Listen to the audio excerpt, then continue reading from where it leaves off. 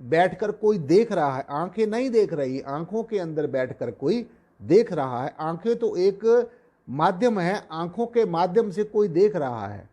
जब तो आप संसार को देखते हैं, संसार की नाशवान चीजों को देखते हैं, ये समझ लेना हमारा मन देखता है। ये सारा मन का जो विलास है, मन का प्रोजेक्ट है, ये सारा का सारा मन का दायरा है। और जब हम आंखों के माध्यम से इस परब्रह्म निर्गुणाकार सर्वाधार विश्वाधार परमात्मा को देखते हैं, तो ये हमारी आत्मा को देखती है, इस निर्गुण निराकार सर्वाधार विश्वाधार परम तत्व को देखती है। और मन जो है सासंग जी, ये जगत की जो नश्वर चीजें हैं, जो परिवर्तनशील चीजें हैं, जो रंग रूप आकार प्रकार से मिलकर जो बनी है, उनको देखता है। तो इसलिए जब ज्ञान की दृष्टि दिव्य होती है, दृष्टि अंतर्मुखी होकर जब अपने अंगसंग होने का परमेश्वर का एहसास करती है, तो तब जाकर परम चैतन्य, ये परम चैतन्य हस्ती, ये परम चैतन्य परमेश्वर, ये तब जाकर सासंग जी प्रकट होता है। और इस सत्ता का, इस परम सत्ता का वास्तव में सासंग जी प्रत्यक्ष में अपने अंगसंग होने का अनुभव होता है और इसका साक्षात्कार होता है। सो इसलिए जब ये परब्रह्म निर्गुणाकार सर्वाधार विश्वाधार, ये परब्रह्म प्रकृति से पार और परे है, और मन बुद्धि चित्त की पकड़ में ये आने वाला नहीं है, और मन बुद्धि चित्त का ये विषय नहीं है, ये इंद्रियों का विषय नहीं है, ये इंद्रियों से ग्रहण नहीं किया जा सकता। इसको सिर्फ और सिर्फ एक ही सहज और सटीक तरीका है। चाहे आप जितने भी धर्मों के धर्म शास्त्र पढ़ लो, वो बहुत अच्छी बात है, सभी धर्मों के धर्म शास्त्रों का पठन पाठन करना बहुत अच्छा है, वो करना चाहिए। उनसे हमें, अगर हम परमेश्वर से मिलना चाहें, अगर हम परमेश्वर का दर्शन दीदार करना चाहें, अगर हम परम तत्व के साथ दोस्ती करना चाहें, तो हमारे जितने भी सभी धर्मों के धर्म ग्रंथ हैं, वेद हैं, शास्त्र हैं, उपनिषद हैं, पुराण हैं, महापुराण हैं, उनका पठन पाठन करने से, उनको पढ़ने से हमें प्रेरणा मिलती है। लेकिन मैं एक अर्ज आपको बड़ी स्पष्ट तौर से कह दूं कि सिर्फ पढ़ने मात्र तक ही सीमित नहीं रहना। हमने किसी शास्त्र को पढ़ लिया, उस शास्त्र में यह लिखा गया है कि परमात्मा सर्वव्यापी है, ये तो हमने जान लिया, वहां से प्रेरणा मिलेगी कि परमात्मा निर्गुण है, गुण और अवगुण से परे निर्गुण स्वरूप है, रंग रूप आकार से परे निराकार स्वरूप है, और असीमित है, और सर्वव्यापी है, सब जगह है। ये तो हमने जान लिया, पढ़ लिया। लेकिन अब ये हमें कौन बताएगा कि वो सर्वव्यापी परमेश्वर कौन है, कैसा है, कैसे सर्वव्यापक है, कैसे रंग रूप आकार से परे निराकार है। तो इस रहस्य को जानने के लिए हमें जो समय का सदगुरु है, ये बड़ी इंपॉर्टेंट बात मैं आपको बता रहा हूं कि जो समय का सदगुरु है, जो स्पिरिचुअल कंप्लीट एंड एब्सोल्यूट, जो स्पिरिचुअल टाइमली, ये नहीं है कि जो पहले गुरु होके चले गए हम उन्हीं के ही तस्वीरों को उठा उठा के उन्हीं के पीछे ही हम लोग ये सोचते रहे कि वो आएंगे दोबारा से वो हमें ज्ञान देंगे। हर एक समय का जो सदगुरु होता है वो अपना अपना पाठ पढ़ाकर अपने अपनी ड्यूटी करके यहाँ से रुखसत हो जाता है, फिर नया टीचर प्रीचर आ जाता है। जैसे एक स्कूल में एक अध्यापक चला जाता है, रिटायर हो जाता है, और उस क्लास को पढ़ाने के लिए दूसरा अध्यापक आ जाता है, दूसरा टीचर आ जाता है। ठीक इसी प्रकार से गुरुमत लाइन में, संत मार्ग में साधसंग जी ऐसे ही एक टीचर चला जाता है और दूसरा टीचर आ जाता है। तो ज़्यादातर जो लोग हैं वो इसी संशय में पड़े रहते हैं कि पहले वाला सदगुरु ही आएगा, उसी की कल्पनाएं करके उन्हीं के आगे ही साधसंग जी वो खड़ा रहता है। तो इस तरीके से कुछ भी होने वाला नहीं है। तो हमारा जो सदगुरु है, हमारा जो टीचर है, प्रीचर है, वो टाइमली होना चाहिए, जो समय का हाकम है। और सबसे इंपॉर्टेंट बात कि वो परमेश्वर का जानकार होना चाहिए। जिसने परमेश्वर को देखा है वही हमें दिखाएगा, जिसने समझा है वही हमें समझा सकता है, जिसने साधसंग जी जाना है वही हमें जना सकता है। जिन जानो तिन दियो जनाई, जिन तुम ही जाना तुम ही हो जाई। जो परमेश्वर को मानता बाद में है, पहले जानना है, जानता है। पहले हमने परमेश्वर को जानना है, सदगुरु की कृपा से जानना है, पहचान करनी है, फिर मानना है, फिर ध्यान करना है, फिर निश्चय ही आपको अपने जीवन के अंदर सफलता मिलेगी, आप अपने जीवन में सक्सेस होंगे। तो इसलिए ये समझना हमारे लिए बहुत ज्यादा जरूरी है। और मैंने आपको बार बार बताया है कि ये जो परमेश्वर है, ये जो परमात्मा है, ये नहीं है, ये इंद्रियों के द्वारा ग्रहण नहीं किया जा सकता, इसको वेदों शास्त्रों के पठन पाठन से नहीं समझा जा सकता, इसको बाहरमुखी धार्मिक कृत्य करने से नहीं जाना जा सकता। धार्मिक कृत्य वो भारत की संस्कृति है, वो इस परमेश्वर का श्रृंगार है, हमारी आत्मा का श्रृंगार है। जैसे इस परमात्मा ने, इस निर्गुण निराकार सर्वाधार परम तत्व ने सारी सृष्टि को धारण किए हुए हैं। इसी तरीके से साध संगत जी, जैसे इसने परमेश्वर ने सबको धारण किया हुआ है, ऐसे ही हमारी आत्मा ने भी सभी को धारण किया हुआ है। क्योंकि जो गुण इस परम तत्व में है वो ही गुण हमारे आत्म तत्व में है। जैसा परम तत्व है वैसा ही आत्म तत्व है, क्योंकि आत्म तत्व परम तत्व का ही अंश है। जो पानी समुद्र में है वही पानी एक बूंद में है। तो समुद्र में जाने से पहले, समुद्र को जानने से पहले हमने छोटी सी बूंद को जानना होगा, उसको टेस्ट करना होगा। बड़ा निशाना लगाने से पहले हमने एक छोटा सा निशाना लगाकर देखना होगा। और विराट को जानने से पहले हमने सूक्ष्म को जानना होगा। सो इसलिए ये एक बहुत ही गूढ़ रहस्य है। अगर आपको एक मीठी चीज खिला दी जाए, उदाहरण के तौर पर आपको एक कोई भी मिष्ठान खिला दिया गया, एक स्वीट खिला दी गई, मिठाई खिला दी गई, आपको एक मिष्ठान खिला दी गई, मिठाई खिला दी गई, तो आपसे पूछा भी है आपको कैसा लगा है, तो आप ये कह सकते हैं कि मुझे मीठा लगा है ये। लेकिन अगर आपसे ये पूछा जाए कि मीठा क्या होता है, तो मेरे ख्याल में आप नहीं बता सकोगे। ये तो ये जो मिठाई है, ये स्वीट है, ये मीठी है। लेकिन अगर ये पूछा जाए तो मीठा क्या होता है, तो वो साध संगत जी नहीं बता सकेंगे। सो इसलिए परमेश्वर का सिर्फ अनुभव किया जा सकता है, देखा भी जा सकता है, इसको जाना भी जा सकता है, पहचाना भी जा सकता है। हमारे निराकारी जागृति मिशन में सबसे पहले यही रहस्य बताया जाता है। और एक निराकारी जागृति मिशन ही एक ऐसा मिशन है साध संगत, पहले परमात्मा परमेश्वर की पहचान कराई जाती है, पहले इन खुली आंखें कराई जाती है, और फिर अंतर्मुखी होने की युक्ति बताई जाती है। क्योंकि जिसकी जीव को पहचान नहीं है, जिसकी जानकारी नहीं है, तो उसका कभी भी हम ध्यान नहीं कर सकेंगे। इसलिए ध्यान करने से पहले हमने ये जानना बहुत ज़्यादा जरूरी है, अति जरूरी है कि किसका ध्यान करना है, कैसे करना है, और कैसा कैसा महसूस होगा।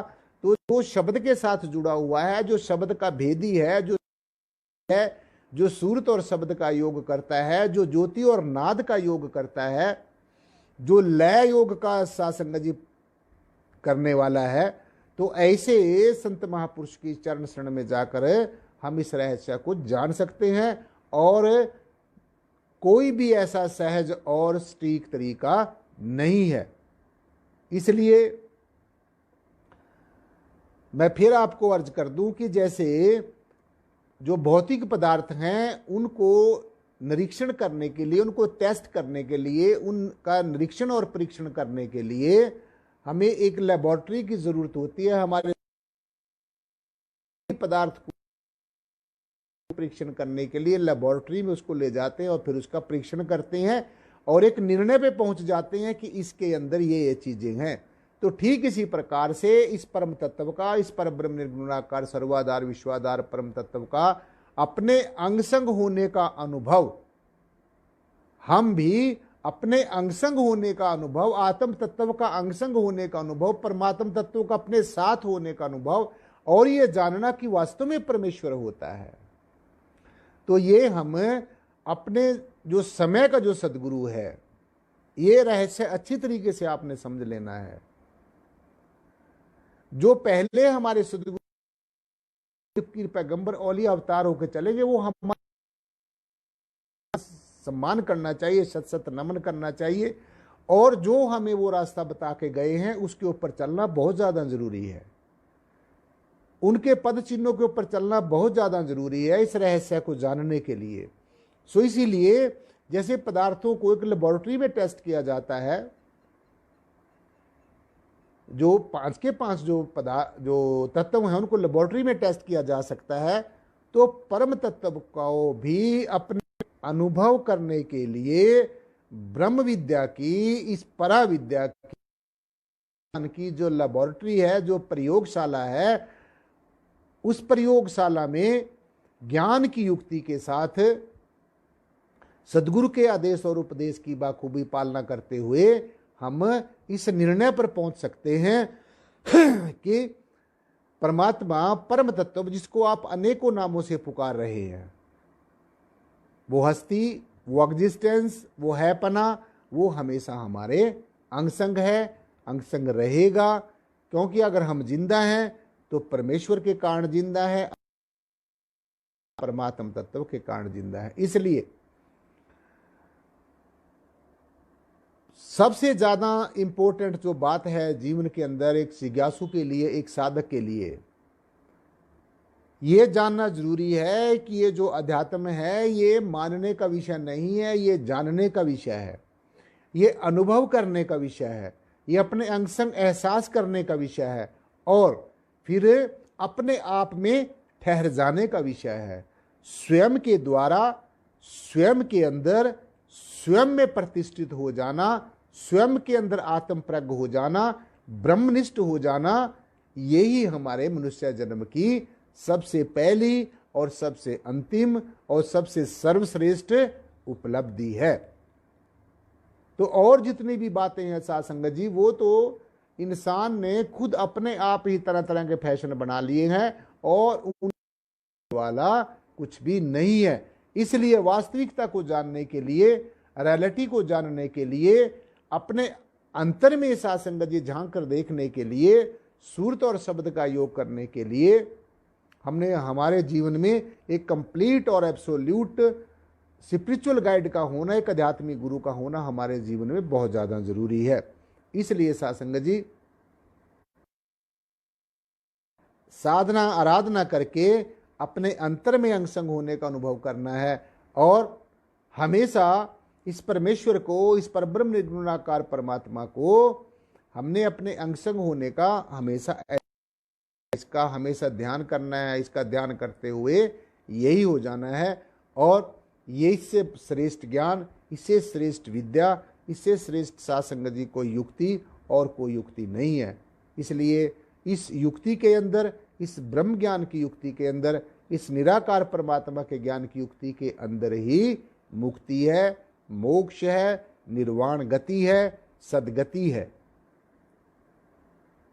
क्योंकि भगवान जी ने ये बता दिया है कि जो भूत प्रेतों की पूजा करता है वो दुर्गति को प्राप्त होता है, जो देवी देवताओं की पूजा करता है वो देवगति को प्राप्त होता है, और जो निर्गुण निराकार सर्वाधार विश्वाधार परम तत्व को तत्व से जानता है वो सदगति को प्राप्त होता है, कैवल्य ज्ञान की गति को प्राप्त होता है, निर्वाण गति को प्राप्त होता है। तो इसलिए साथ संगत जी आपके मेरे बहुत ही अच्छे सौभाग्य हैं, हम बहुत ही भाग्य वाले हैं, हमारे बड़े ही अहोभाग्य हैं कि हमें सदगुरु ने ऐसी अमोलक दात से नवाजा है। लेकिन अब इसको संभाल के रखना ये आपका काम है। इसको संभाल कर तभी रखा जा सकता है जब आप नित्य प्रति सत्संग में आते रहेंगे, नित्य प्रति आप सुमरण करते, सबसे बड़ी जो चीज है। क्योंकि अगर किसी खेत के अंदर कोई फसल ना बीजी जाए साथ संगत जी, तो उसमें फिर घास फूस अपने आप ही पैदा हो जाता है, उसको कोई बीजता नहीं है। वो भी प्रकृति की व्यवस्था है। जहां पर अच्छाई नहीं होती वहां पर बुराई अपने आप प्रकट हो जाती है। जहां पर कोई चीज नहीं बीजी जाती तो उसका जगह पर घास फूस तरह तरह की चीजें उत्पन्न हो जाते हैं। ठीक इसी प्रकार से अगर आप इस आत्मज्ञान में स्थिर नहीं रहेंगे, इस आत्मज्ञान के अंदर प्रतिष्ठित नहीं होंगे, इसका ध्यान नहीं करेंगे, तो आत्मा के आसपास जो खरपतवार अपने आप पैदा हो जाता है। सो इस खरपतवार को हमेशा साफ करते रहना है और अपनी आत्मा को हमेशा शुद्ध रूप में, बुद्ध रूप में और मुक्त रूप में के रखना है। तो साथ संगत जी, आज इन्हीं वचनों के साथ, इन्हीं विचारों के साथ और इस उम्मीद के साथ कि आपको आज की क्लास में जो पढ़ाया गया है उसके ऊपर मनन करना है, चिंतन करना है, और हर रोज़ जो आपको साथ संगत जी ये डोज मिलती है, हर रोज़ आपको ये फीडिंग मिलती है, ये फीड मिलती है, तो इसको निरर्थक नहीं जाने देना है, क्योंकि समय बहुत स्पीड से भागा जा रहा है और आप आज देख रहे हैं कि प्रकृति अपना कितना प्रकोप दिखा रही है। तो ऐसे समय में परमेश्वर की बंदगी करना, खुदा की इबादत करना बात नहीं है। सो साथ संगत जी, आज इन्हीं वचनों के साथ आज का जो ज्ञान चर्चा वही, और में कोई त्रुटि हो गई हो उसके लिए बार बार क्षमा का याचक, और एक बार सदगुरु भगवान के नाम का जय घोष, जयकारा, जिनकी अपार कृपा से हम सबको आज की ज्ञान चर्चा सुनने और सुनाने का सौभाग्य प्राप्त हुआ है। बोलो सदगुरु भगवान की जय। जो बोले तिस बलिहार परम पूजनीय सदगुरुदेव बूटा सिंह जी महाराज की जय हो। जो बोले तिस बलिहार परम पूजनीय सदगुरुदेव बूटा सिंह जी महाराज की जय हो। जो बोले सदगुरुदेव मेहताब सिंह जी महाराज की जय हो। जो बोले तिस बलिहार परम पूजनीय सदगुरुदेव लक्ष्मण सिंह जी की जय हो। जो बोले तिस बलिहार परम पूजनीय सदगुरुदेव प्रियतम नाथ जी महाराज की जय हो। जो बोले तिस बलिहार सर्व संत समाज की जय हो। सासंग जी, बड़े प्यार और सत्कार के साथ बोलना जी। धन निराकार जी।